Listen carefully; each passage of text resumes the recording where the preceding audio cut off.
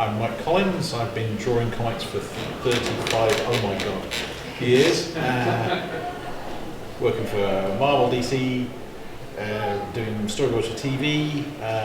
But the thing that I always go back to, and I always love going back to, is 2000 AD. I'm Dylan Teague. Been drawing comics for 25 years. Started working at Mike's studio 20 years ago. I've done a lot of stuff for 2000 AD. I'm doing a French comic at the moment. I'm Patrick Goddard. I'm the newbie. I've only been doing comics for 20 years. And and predominantly for 2000 AD, so I've got to draw all the characters so far. So I'm still working for them now. So any questions? Or do we just... What's its endearing? Pardon? What is 2000 AD's endearing charm as far as you can see? I've got my thoughts, I've got my ideas. Yeah. So I'm old enough to remember by the first couple of issues back in. I think it's just variety. There's something for everyone in there. You know, if there's 5 stories in there, you're bound to like at least one of them. Most of the time they have more hits and misses, I think. But you know, as an anthology, I think it's one of those things. You know, you're not going to please everybody in the strip, but I think that's the thing. It's just the imagination, and you know about, like, in the film industry, how many people look upon 2000 AD as an influence in the early days, and see what it has inspired other people to go on and do things. But I think it's just like the range of stuff that they can put out. You know, it can be fantasy, sci-fi, real world. Everything's been in 2000 AD, really. You know, I'm looking forward to Butterman just being optioned now. And that's, you know, hopefully they don't Americanise it too much. No. Well, we've got Road Trooper coming as well, Yeah, Road which is Trooper. the one I'm Yeah. excited about. I think for me with 2000 AD was always when I was starting out, was you didn't think that you were a proper British artist unless you'd worked for 2000 AD. 2000 AD was the place to be seen. You could do, because I started out and I was working for Marvel UK doing a lot of the toy tie-in comics, doing Transformers and Zoids and Thundercats and all this sort of stuff. But I always knew that I couldn't take myself seriously as a British comic artist if I hadn't got in there to 2000 AD. And as Patrick says as well, that because you've got 5 stories in each issue, they're not always going to be the greatest story ever, but there's going to be at least one story in there that is going to knock you out. And the fact that it's an anthology as well means they can be quite experimental. I cannot imagine an American company taking a strip like Slain and allowing it to go in so many different directions.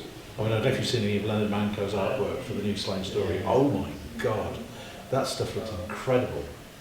But that's the thing about the whole comic, is that people are always pushing themselves, you're always looking. Like when I started off, it was when Dave Gibbons and Mike McMahon and Kevin O'Neill and Brian Boland were still working regularly on the book. And I knew that was the mark, that's where you had to go for. You were never going to hit it, but you were going to reach for it. And that's always the thing. And it's like, even now there's still stuff. I mean, I love Mark Harrison's stuff on Grey Area. I mean, for me, Grey Area looks like this big budget sci-fi movie that Mark's just basically doing screen grabs of. This movie that you can never afford to make because it's just so sprawling.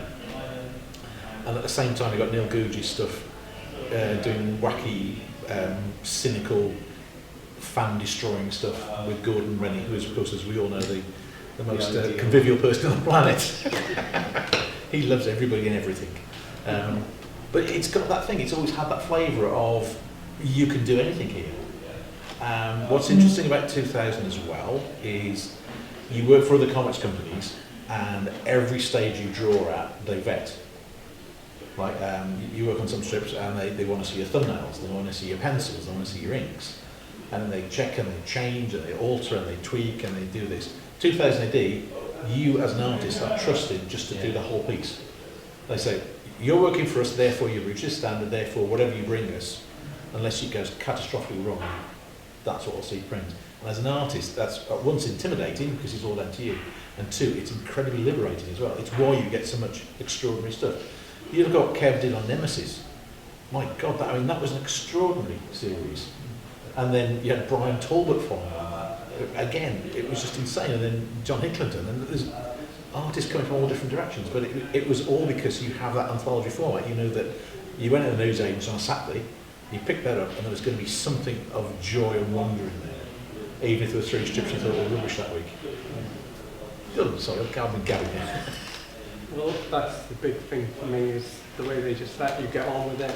And you know, they don't even specify what media you should use.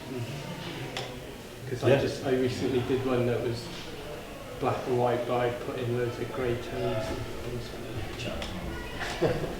No, yeah, I work for Marvel, and I have the editor emailing me every day, and the assistant editor's dog emailing me, and it was just Matt Smith, who's just fantastic in 2018. He trusts you. He said that's what you get on with, and as you said, it falls on you if you get it wrong. Yeah. But he said you are trusted to just get on with it. So, which is quite a privilege. I think so. You know, I haven't had too much experience with Americans, but most they're just a bit more intense. Where micromanaging. Yeah, Matt will just, you know, if you're good enough to get employed by him, they trust you enough to just do it. So, and that's the pleasure working for him. I think he's great. You know, if he ever phones you up, I crap myself. Yeah, something's gone very wrong. I know. You know, if you get an email off him half the time, you think, oh, okay, I'm in trouble. But if he ever phones, I'm leaving the country. Yeah, I think years ago I did the Judge Dredd newspaper strip, and it was for the Daily Star. And I ended up giving up because I couldn't face my art with being the Daily Star. But do you get comps? Huh? Comps give you the No, I had to go to the news agents every day and buy the Daily Star. But I realised that my heart wasn't in it, and I'd been rushing it to meet deadlines and stuff because I was doing work for America at the same time. And Richard Burton was editor at the time, and I phoned up Richard and said, was the artwork okay? He said, had a really good postmark on it. You met the deadline and that's pretty much it. Yeah. It's the most damning thing that's ever been said to me. Are there any titles or any brands you want to write? You haven't yet. Oh, that's right. See, I would. The thing for me with 2008 is, and I've said it every panel I've been on, is that I really didn't like 2008 because I was brought up because I'm slightly older than these guys, reading things like TV 21 and Countdown. So I was used to these lushly painted comic strips, and then they go into American art, which is always dynamic, vulgar, bright colours and stuff. And suddenly there's this newsprint, scabby, comes off in your fingers thing in the shops called 2008, and I was just like, yeah, that looks a bit grubby and looks like the war comics I don't like. But then Star-Lord came out, which was done on fabulous presses and had Strontium Dog in it, which is, even now you look back at those earlier Strontium Dogs and they're as good as anything that was in European comics at the time. I mean, I would put it up there with the stuff that Bilal was turning out at that point. It just amazing artwork. Oh, this is the comic for me. And of course, after a short while, was it 18 issues? Did it make 18 issues? Star-Lord? It then folded into 2000. So, oh, okay, then I'll read 2000. And then it just clicked. I was like, no, this is great. But for me, as much Dredd as I've done, the character that got me into that whole universe or multiverse was Strontium Dog. And I would love to do a Strontium Dog thing, but I know I'd just do a really, really khaki version of Carlos' stuff. I was having a discussion today with somebody about, you know, whoever's going to get the opportunity to draw the Strontium Dog. Yeah. Now that Carlos is gone, it's a hell of a shoes to fill. Do you know what I'd give it to? Yeah. Stas. Stas Johnson would do an amazing job at it. Because he loves westerns, he loves science fiction. Yeah. He'd be a good shout. He'd have a right, he'd fit, Yeah. I'd hate him forever because he'd have it and I wouldn't. But I think he would do the best job of it. Yeah. People have done it as well, haven't they? You have done. I remember the ones in the annuals. You'd have like Ron Smith. I remember reading a Strontium Yeah, there was. Well, actually, if you go back to Star-Lord, Carlos didn't draw the ones in Star-Lord. Oh, did he? Brendan McCarthy did a couple, then Ian Gibson did I was one. only about 3, so forgive me.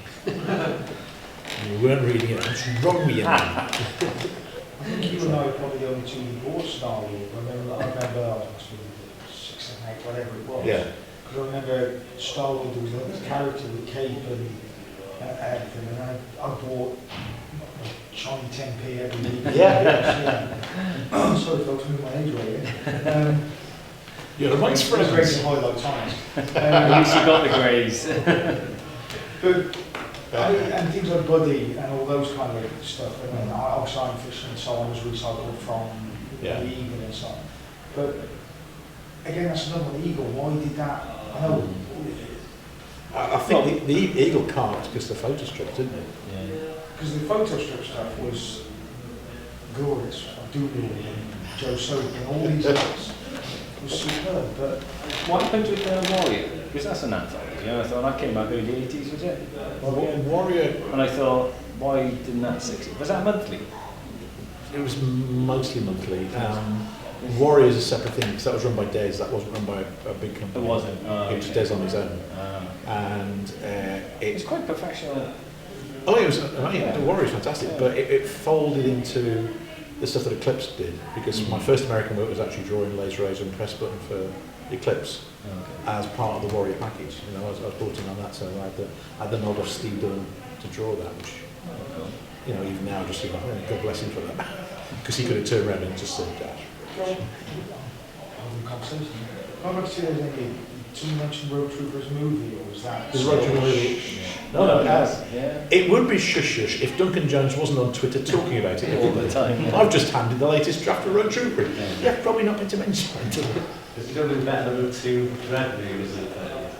Oh, I don't know. I like the most recent one. Yeah, just check out Drake, Carl Urban one. I think Drake would lend itself very well to an episode, TV series. Well, that's what we're getting TV show now, so yeah. Because obviously things like the Boys, as you say, is now, and Carl Urban's in that. But I think the Stallone one was big, brash, shiny. Oh, yes, so that's the Stallone, big, brash and shiny. But the Carl Urban one was far, far better, and I think it just had, it was almost real time. Didn't take his elbow off. Do you know what? There's a lot wrong with that Stallone movie, but the first 20 minutes are gold. Those first 20 minutes where you do the block Mega walk. City one. Yeah, I just thought, this is great. Oh my God, I'm here. And then he takes out and goes, well, we hit the wall about the wall. And I go, no. I was watching a YouTube about it, and it visually it really holds up as well. Yeah. It's like, because it was up in like 1080p on Yeah. screen. It's really nice design. Even the costume looks pretty Yeah. No, Quite it good was, stuff, isn't it? But there were bad choices made on the script like that. That's what it was. the Road Trooper, I think could work. You know, I thought about 15 years ago, I thought Vin Diesel would have been perfect to see my Road Trooper. But I don't know. They haven't cast it. They haven't cast it. So, The thing with Rogue is I was watching Guardians of the Galaxy and the blue Yondu. Yondu. people stupid. You're creased, you are. There's a whole race of people you just condemn because they're blue. Maybe make him more grey. I don't know, it just looks a bit cheap. It just looks I think what they You might don't do, like Watchmen. they might go with Dave Gibbons' original thing, so the skin might be a bit sort of scaly. Yeah. That might be more interesting. It's kind of a concept, I think. I'd love to see a Strontium Dog TV show Oh, because that would work because Yeah, it's a it's weekly procedural. yeah. That'd be They've got the fantastic. Mandalorian, haven't they, which is like Star Wars like bounty Yeah. hunter thing. But you can imagine like a Netflix series of Strontium Dog, Yeah. and we could just work, just draw on a Wolf Sternhammer thing for the Carlos tribute that's coming out this year. And I never thought I'd ever get a chance to draw them. Don't get to draw Johnny in it, unfortunately. We get to a wolf, so that's good. Yeah, it's not too bad. Did we draw him in Young midden face. So I did a wanting poster with young Johnny Alf, and that's the only time I've ever drawn him. And, Yeah, 'cause that's a brilliant world, a brilliant setup in that. yeah. And again, it's down to the nature of 2000 AD because you can do that as part of an anthology, because you can experiment with things like that, whereas no major company, no American company would allow you to do that as a regular monthly comic. It's quite relevant as well, Yeah. now today about the Yeah. whole situation of being muties and everything. Oh, that's Kralman's story when, Yeah. forged into Milton Keynes and everything. No, I think that it's one of the joys of the comic is that they can play with all these different things. They've got just Butterman's just been optioned. Sorry? Butterman, John Wagner's Butterman with Arthur Manson. He was like I the keep hearing that Exorcist. as Butterman. I just thought, And, Lurpak, major assassin. but I hope they sort of don't turn him into some Navy SEALs, and I hope they keep him as like an SES and they make it in Britain and film it in Probably Britain. will. I mean, so much is filmed over here now, but it's Yeah. I think that could work. There's so many properties that can work. And Awesome. Rebellion have just got their big studios they've just Yeah, exactly. paid for, so hopefully they'll have more on the horizon. So. What would be amazing is that they did Nemesis. It'd have to be animated. Well, I don't know, these days. That could be extraordinary, because if you look at the first 3 books of Nemesis, the Kevin Neal stuff, that would be an awesome story to do. It'd be big, sprawling epic. Well, they're doing Dune properly now, aren't they? Because Denis Villeneuve's doing Dune. Yeah. So if that succeeds, then there might be a market for that sort of thing. That was just a bit too weird for people, wasn't it? Yeah. Normal people. You're saying we're not normal? Maybe a case to be made here. I'm saying Then you've got this guy, sailing guy, who flies around in the Northern that's the shit. Yeah. Let's, yeah. ABC Warriors.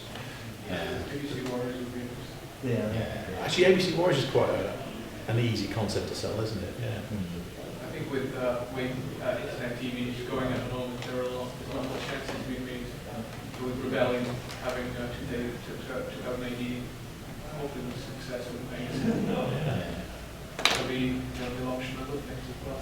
Well, if you, in terms of strange things I never thought would get made, have you seen any of Doom Patrol? Yeah. Because that's brilliant. Yeah, it is. It's just like, I never... Umbrella Academy I will need to catch up on. Umbrella Academy's good as well. Yeah. That's just some interesting stuff, isn't it? Yeah, so I think the cost of doing effects now, you can get TV shows that do pretty much movie level effects. So Yeah, you look at Star Trek Discovery. they obviously on don't that pay is- us enough, so they, Yeah. I was in the BBC the other day, so I'm back on Strawberry and Doctor Who. And I just talking about Discovery, the fact that the BBC would just weep for putting boards like Rob McCallum's on that. And then we have this 360 spin on a computer effect. You go, no, we can't do that. Can we just slowly track in on something that's a light blipping? Is there any project you want to call it? Well, I'm sort of working on it at the moment. Ooh. You can't tell us. Yeah, there's meta barons for humanoids. It's difficult. Which if you go back far enough, was June. Yeah. Jodorowsky's original concept for June, wasn't it? So. Strontium Dog, I don't think I could draw like an epic thing, but I'd love to just draw him once. I've never done a long dread.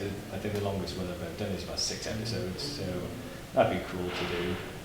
I'm on Judge Anderson at the moment for a couple of months, so that's quite good. Is that with them? No, Moira, I forgot her last name, an Irish writer. Oh, yeah. Yeah, so she's at Enniskillen this year, so Yeah. I'm literally just starting that now.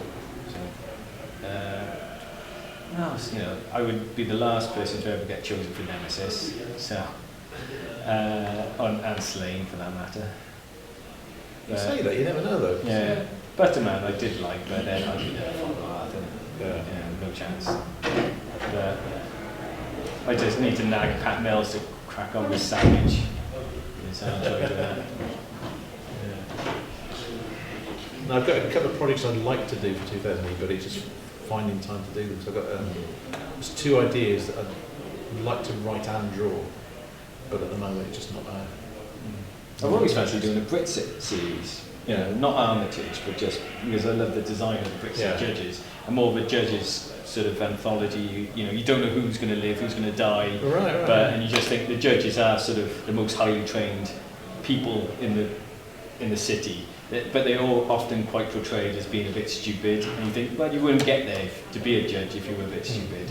So you think, there was a Sector House that Carlos did years ago, and that was almost like not the bill, but it was sort of like cop show, but it was just, you didn't know who, because it was Rico and a few other ones, but you didn't know who lived or died, right? Dredd isn't really going to die.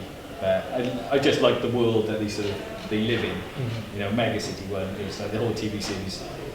That is like a character in Judge Dredd. Judge Dredd usually turns up as a punchline half the time. And that's how it should be. That's the joy of that. Yeah. Hopefully, like a more polite version of Nemesis. Yeah. Yeah. Makes you all tea breaks. Yeah, with your little pinky out. Everything stops at 4 o'clock. Yeah. God, if only. What's the thing you're most proud of having done? in relation to 2018? Like, what piece of work would you hold up above all others? In 2008? Yeah, or the new, yeah.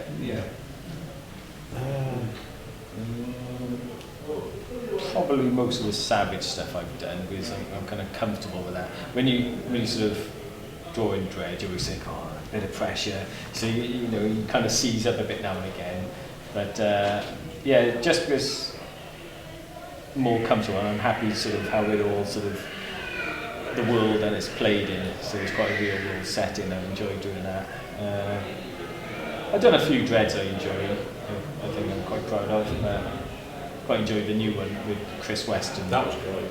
Co-writing, but that puts you under a bit of pressure. You think, oh, can't cheat on any detail now. It was only 2 parts. It was only 2 parts, yeah. I would have loved 3 parts just because I wanted it to expand. Yeah. You know, I had to cram a lot in for the last page, and I thought each panel could have been almost like a splash page almost. Yeah. But yeah, so hopefully the best is yet to come. Yeah, I did a dread strip with Rob Williams as well. Oh yeah. Pleased with. The Meg? Yeah. The Meg one? Called Meat. But that took ages. 2 years and 10 pages of it. There you go. But it's good fun because I was allowed to colour it and everything. So And I just, ignore the script. Yeah. so I just tried loads of different techniques. I think for me, there's 2 points. One was getting to draw Slane, because Dave Pugh and Glenn Fabry needed a break, and so Pat Mills brought me in to do a standalone Slane story, which was set around Glastonbury Tour, and it's the stage where Slane becomes king, but then leads into the Slane the King graphic novel, and that was amazing because there's a thing about working with Pat. I don't know if you find this that. But then again, you work with Pat on more logical, sane things. Working with Pat on Slane, you gradually believe the whole fantasy world. You were completely invested in it. And after you step back, you go, that's completely crazy. But at the time, you're there. And I love doing that because for me, as good as Bisley's been, as good as Landon Manco looks like he's going to be now, and Simon Davis has done, for me, Slane is always Mike McMahon. So even though I was fitting in between Glenn Fabry and Dave Pugh that we were working on at the time, I still wanted to draw a mix version Slane. So if you look at the strip, you can kind of see that it follows along, but it's still got the flavour of the earlier stuff. I was really happy to do that, and I think that's something that really still stands up. Mark Farmer inked me on that and did a really nice job on it. The other one, actually, you were saying about long form dreads. That's always been my thing. I've always wanted a long form dread. You got in dread? Yeah, I did. Yeah, I thought you did. I did Tour of Duty, which was a dread story set out in the Cursed Earth, where dread has been banished from the city. And it was me and Colin McNeil over about 6 months, I think. And we did like a block of 3 or 4 issues each, and it just sort of rolled along, and that was great. They were some of the hardest scripts I've ever had to draw for. But in the end, I think I got to do some really nice bits and pieces there. It was like a Cormac MacArthur novel set in the Dread universe. So, you know, laughs and giggles everywhere. But it's great. I really enjoyed doing that. You know, that's one of those moments where you just think, one, it's me and Colin McNeil, so I've got that bar to hit. And two, the scripts were just so damn good. They're just brilliant. And I've done loads of other stuff I'm really happy with, but I think those 2 points, the Slane and that, were just like, yeah, I've earned this. More questions? Do you get intimidated like when you start stretch scripts and you're taking over from like people like Kennedy and Oh yeah. who used to draw it? You know, as you said, it's just the pinnacle of all British artists to sort of work on 2080 generally. So you feel like you can't just skimp on effort and detail. You just got to go for the best you can. So, but you know, dread. It takes me a while to warm up drawing dread. You know, by the time I finish like a short strip, I think, oh, I'm ready now. It's over. But it's there's so much heritage there. I think you've got to respect it and just try and do your best. You can't just not got any crap out. So we won't have you back. Is there a way of pitching ideas? If you come up with something new, like British something dread, if you come up with an idea of you or a new way of doing something, is there any resistance usually, or does it depend on who you work with? I think You know, is there any resistance? once you work with him for a while, you can just send something into the map and he'll say yes or no. Yeah, it's very black and white, isn't it? Anyway, so. I pitched the Dread story about 10 years back, and it was an idea I had in the back of my head for ages, and the whole point of the story was this naming delegation comes to Mega City 1, and as it's like this sort of big ceremony, sort of handshake of peace sort of thing, the lead alien gets killed. And so there's a consternation because, oh my god, what's going to happen now? And they chase down whoever shot the alien, and because of a contrivance that worked for me, this guy's hand gets cut off. And they find out there's something wrong about this guy's hand, and they work out what it is that there's no background radiation in the hand. So the guy can't be from Mega City 1 now. They try and work it out whether it's time travel, what's happening with it. And then the next bit of the story, you find out there's this businessman in 21st century Earth has decided that he's had all his experts checking and saying that there's this big fall coming and that civilization is going to collapse. And that, so what he does, he sort of has himself frozen. And the idea is he's going to come out when the world's better again, because he comes out that Manhattan has now been paved over. So it's now the undercity. And he comes out and there's mutants all around him. And he goes up, and the first thing he sees when he gets out there is humans bowing to aliens, which is why he takes the alien out. And there's then this chase where you've got Dredd and Anderson go through the city chasing this guy, and it ends up with this big fight. And the guy ends up dying, and Dredd has a funny one-liner at the end of it. And Matt was going, well, this bit's a bit too much on the nose, and this isn't working. And he said, and the main problem with your story? So what's that? He said, not enough people know who Donald Trump is. There you go. You see, I had Dredd kill Donald Trump. I could have saved us all so much trouble.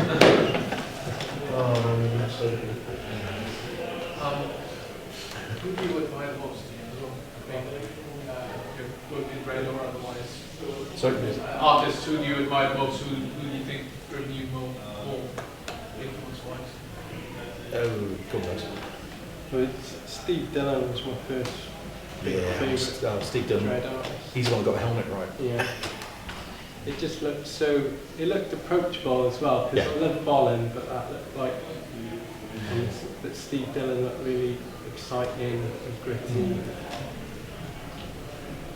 Yeah, my dread is Nick. Always is. Yeah. Yeah. When he really started hitting his stride, I just thought, this is it. I mean, the start of the pre-apocalypse war stuff he did, the whole block mania bit, that was just amazing artwork. And it's the only page of Mick I've got is a page from Block Mania, and it's in my hall. I just look at it every day, just going, yeah. That's so good. Yeah, Bolland was the one I sort of remembered most growing up, but I like Jock's version as well, and Henry Flint as well. But it's like, I like the presence that Jock has on Dredd. It's completely worlds apart from Bolland, but I like to have sort of that intimidating presence that Dredd has, but a bit more refined drawing style of Bolland, a bit, not as much as Bolland, but sort of trying to sort of mix him up between him and, I like Henry's probably the main Dredd artist in recent years now. I think Henry and Chris Weston are the new Bolland and McMahon. Yeah. In terms of the way they approach the strips. And I think both of them are just amazing. Chris Weston is certified. To put that much work in a strip, I would just have to for the other guys. Not enough hours in the day. No. I think he does a page a day. No. There's like 40 now. I can imagine doing a panel a day. Yeah. Oh. Has he got time to get on Twitter? Yeah.